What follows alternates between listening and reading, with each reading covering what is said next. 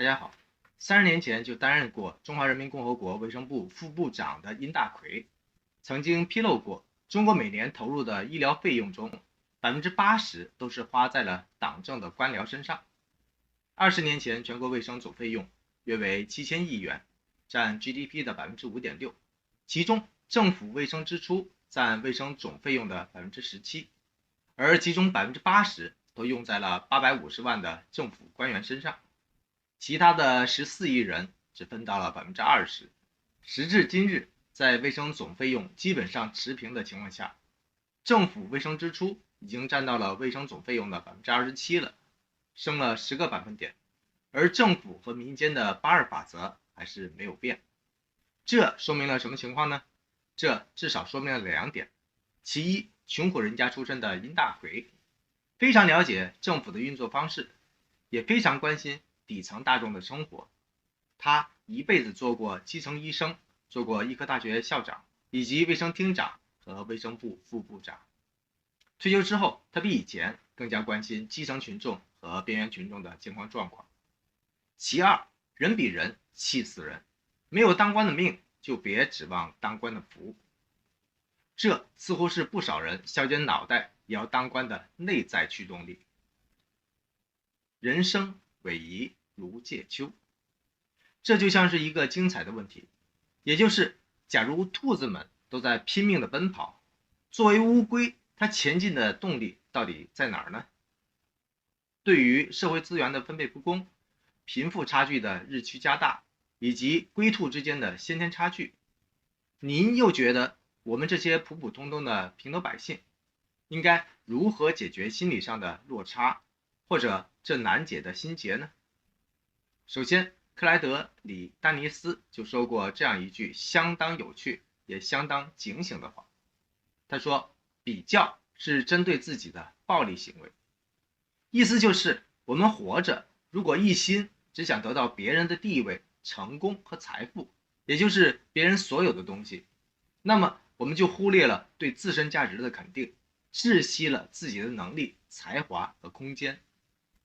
举个例来说吧，一个人生来就左脑异常，小脑失调， IQ 也就是智商69，EQ 也就是情商为0，甚至还是一个连扣子都不会扣的人。另一个人则拥有超强的记忆力，精通从文学到历史在内的15门的学科，能一字不漏地背诵9000本书的内容。如果把这2个人比较起来，反差是不是超级明显呢？一个是纯粹的废人，一个是绝对的牛人，对吧？梦想几回天上游。或许您想不到的是，这2个人其实都是同一个人。他就是来自美国犹他州盐湖城的一个天生自闭症患者，他叫基恩·皮克，是奥斯卡获奖影片《雨人》中的主角原型。生命就是如此的神奇和神秘，犹如一枚硬币的正反两面。再说回刚才的那个恼人的问题，也就是假如兔子们都在拼命的奔跑，作为乌龟，它前进的动力到底在哪儿呢？表面上看，这个世界上注定会有成千上万的人比你我更强壮，比你我更聪明，甚至于这些人还比你我更认真、更努力。这是不是说明我们的努力都是徒劳的，奋斗的意义都是惨淡的呢？也就是说，如果兔子们都在拼命的奔跑，那么乌龟们再努力的向前和奋进，似乎所有前进的果效和动力都显得那么的徒劳无功、微不足道、无足轻重，对吧？有趣的是，这个问题的关键恰恰就在于这个问题的本身。当我们看到硬币的正面，或许就忽略了硬币的反面；当我们看到了兔子的强项，却又忽略了兔子的弱项。借问龟兔何所乐？试问兔子为什么一定要和乌龟赛跑呢？而且乌龟为什么要跑赢兔子呢？快是否就意味着优秀和卓越呢？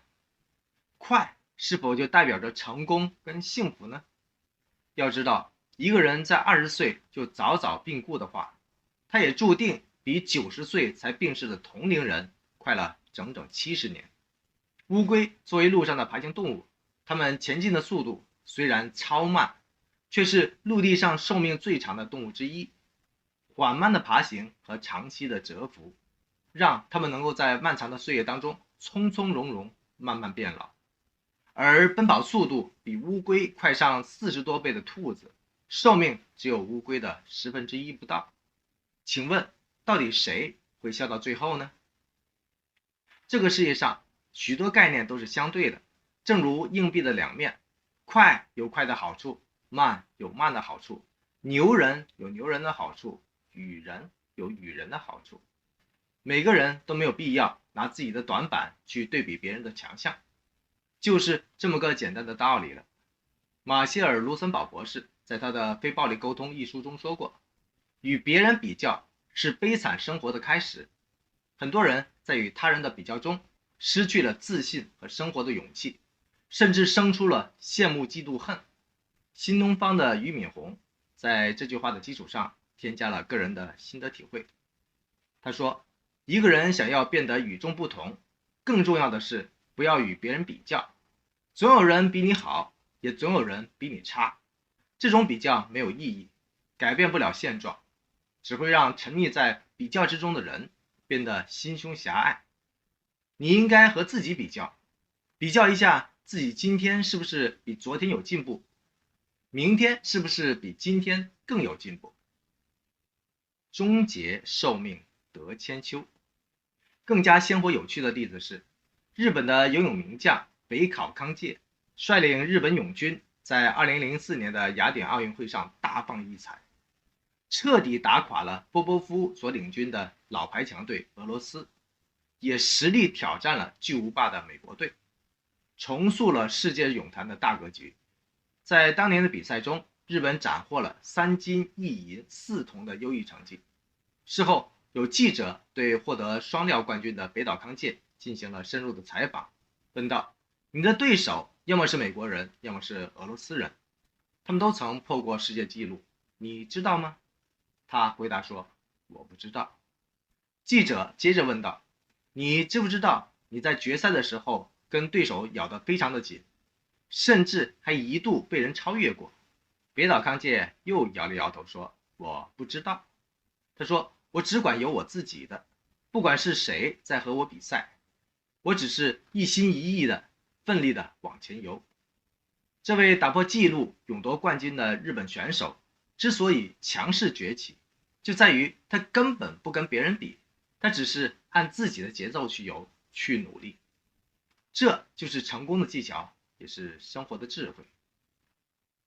人生逶迤如芥秋，梦想几回天上游。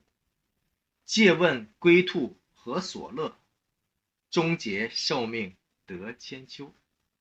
在我们的圈子中，生活中，或许你我都曾迷茫过，感觉自己一天、一周甚至1个月的努力，居然都比不上别人1分钟的收获与成绩。甚至有段子说，世界首富比尔盖茨都懒得花上1秒钟去捡起地上的100美金，因为他每1秒钟所创造出的价值都超过1000美金。所以似乎人比人永远都是气死人。然而在生活的另外一个角落，当兔子在拼命冲刺奔跑的时候，乌龟却偏偏永远都按着自己的节奏前进着。因为它前进的动力并非来自于兔子，而它前进的标杆也永远不会是兔子，而是自己掌控着自己的节奏，按照着自己的方向和步调前进着。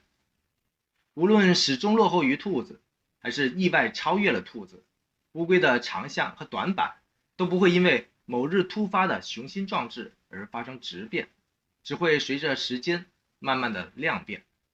也就是说，每日都不失努力，最终都收获长寿。